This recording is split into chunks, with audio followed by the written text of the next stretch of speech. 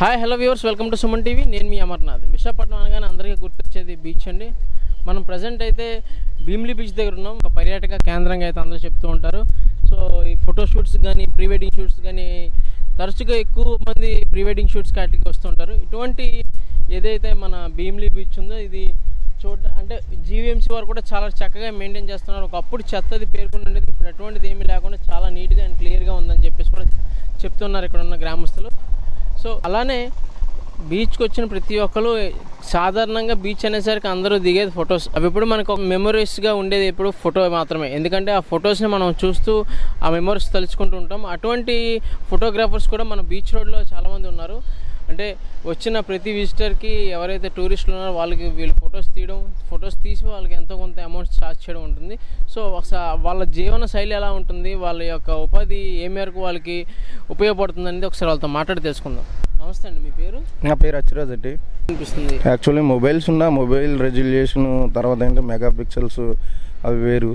Actually CV view వచ్చేటట్లు మేము ఫోటోలు అవి తీసి ఇక్కడ ఉన్న కొంచెం వ్యూ పాయింట్స్ ఉన్నాయి, వాళ్ళకి ఆ పాయింట్స్లోకి వెళ్ళి ఒక ఫోటోకి 20 రూపాయలు చొప్పున ఛార్జ్ చేసి వాళ్ళకి మొబైల్కి సెండ్ చేస్తామంటాం. వాళ్ళు ఎక్కడ కడిగించుకోవడం పెట్టుకుంటారు. సో అంటే ఇది యాక్చువల్గా కంటిన్యూస్గా ఉండే బిజినెస్ కాదు. రోజులో అంటే ఎక్కువ బీచ్ అనేసరికి ఈవినింగ్ పూట వచ్చే జనాలు కూడా ఎక్కువ మంది ఉంటారు. యాక్చువల్లీ ఈవినింగ్ వస్తారు, కాకపోతే ఈవినింగ్ వచ్చేవారు లోకల్గా ఎక్కువ మంది వస్తారు.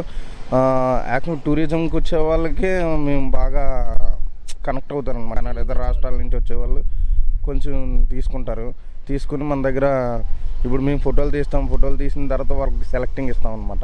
సెలెక్టింగ్ ఇచ్చి వాళ్ళకి ఎన్ని ఫోటోలు ఉన్నాయో అన్ని ఫోటోలకి ఛార్జ్ చేస్తాము. పర్ఫెక్ట్ 20 రూపీస్ తీసుకుంటాం. మామూలుగా యాక్చువల్గా 66 మంది ఉన్నాం ఇక్కడ. 66 మంది ఉన్నాం, కానీ 66 మంది ఒకసారి రారు. యాక్చువల్లీ వాళ్ళకి మిగతా అంటే ఇప్పుడు అన్ సీజన్లో వాళ్ళు పెయింటింగ్ పనులు వాటికి వెళ్తారు. ఇక్కడ భీమిలి యాక్చువల్లీ ఈ నియోజకవర్గంలో ఎక్కువగా ఇండస్ట్రీస్ అనేది చాలా తక్కువ. యాక్చువల్లీ ఉపాధి చాలా తక్కువ. దానికి తోడు ఏంటంటే దివీస్ ల్యాబొరేటరీ నుంచి వేస్ట్ వాటర్ వెళ్ళడం వల్ల చేపలు కూడా సరిగ్గా దొరకడం లేదు. అందుకే మాలో చాలామంది ఫోటోగ్రఫీ నేర్చుకుని ఇక్కడ వచ్చి జీవనాధారం సాగిస్తున్నారు. మీకు మామూలుగా చూసుకుంటే సంవత్సరంలో ఏ రోజులు బాగుంటాయి అంటే మీ బిజినెస్? అంటే యాక్చువల్గా కార్తీక మాసం పిక్నిక్ సీజన్లో చాలా బాగుంటుంది సార్. పిక్నిక్ సీజన్లో చాలామంది విజిటర్స్ వస్తుంటారు భీమిలి చూడడానికి. తర్వాత ఏంటంటే వ్యూ పాయింట్ ప్రకారంగా మేము తీసిన పోజెస్ అవి చెప్తాము. మేము కూడా స్వెట్స్ అవి అరేంజ్ చేసి వాళ్ళకి మంచి లుక్ వచ్చేటట్లు ఇస్తాము. వాళ్ళు ఆ లుక్కి అట్రాక్ట్ నచ్చితే దిగుతారు. యాక్చువల్గా చాలామంది ఇక్కడికి వచ్చి షూట్లు అవి తీసుకుంటారు. మ్యాక్సిమం భీమిలి, ఋషికొండ, తర్వాత ఆర్కే బీచ్ తిమ్మాపురం ఎక్కువ ఫోటోగ్రాఫర్స్ ఉన్నారు. వాళ్ళ అసోసియేషన్ వేరు, మా అసోసియేషన్ వేరు. అంటే ఇండివిజువల్గా రిజిస్టర్ చేయనప్పటికీ మేము ఒక అసోసియేషన్ పెట్టుకున్నాము. సో అయితే మీరు మామూలుగా తరచుగా అడిగిన ప్రతి ఒక్కరు మ్యాక్సిమం తీసుకోవడానికి ఇష్టపడతారు? లేదు, అలాగే లేదు. నేను మ్యాక్సిమం అందరూ తీసుకుంటే లేదు, కానీ అందరూ కాదు. యాక్చువల్గా హెల్దీ అట్మాస్ఫియర్ ఇక్కడ క్రియేట్ చేసుకుని యాక్చువల్గా అడిగిన వాళ్ళని ఇబ్బంది పెట్టకుండా వాళ్ళు వచ్చేది యాక్చువల్గా సైట్ సీయింగ్ కోసం వస్తారు.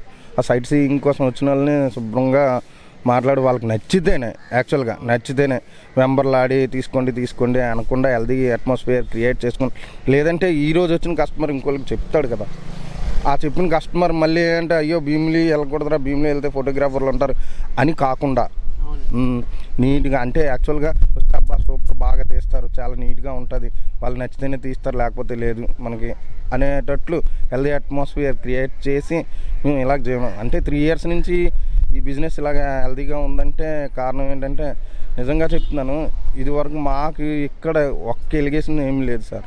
చాలా నీట్గా చేసుకుంటున్నాము. అందులోని మేమైతే అసలు ఆర్కే బీచ్లో చూడండి, ఋషికొండలో చూడండి, తక్కువ చెప్పట్లేదు, కానీ అందరూ అలాగే జీవనాధారం బ్రతుకుతున్నారు. యాక్చువల్లీ సీ వైపు అంటే సముద్రం వేటకి వెళ్ళే వాళ్ళు కూడా కొంచెం అక్కడ తగ్గింది.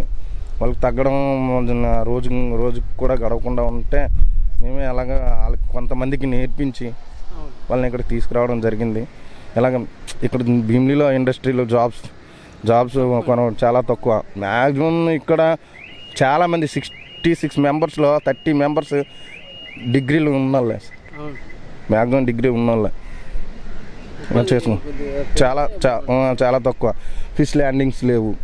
తర్వాత అక్కడ సముద్రంకి వెళ్ళడానికి మాలాంటి వాళ్ళు ఏంటంటే చదువుకున్నాం శుభ్రంగా, అంత ఈతలు అంటే అంత గజ ఈతగాళ్ళకి కాకపోవడం.